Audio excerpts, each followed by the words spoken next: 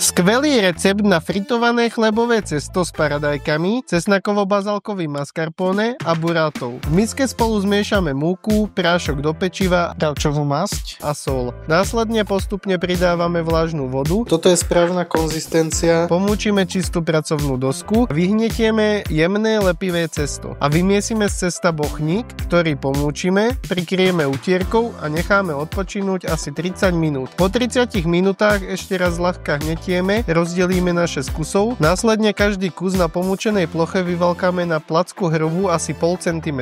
Pripravenú placku fritujeme na rozpálenom oleji z oboch strán do zlato-hneda a po osmažení necháme usušiť na papierovej utierke. Medzi tým rozmiešame mascarpone s prelisovaným cesnakom a bazalkovým pestom. Nakrájame i paradajky. Na placku podľa našej fantázie nastriekame mascarpone, na mascarpone poukladáme nakrájané paradajky, na paradajky buratu i listy bazalky. Buratu z jednej strany nakrojíme, jemne osolíme a okoreníme. Na záver polejeme olivovým olejom. Prajeme dobrú chuť.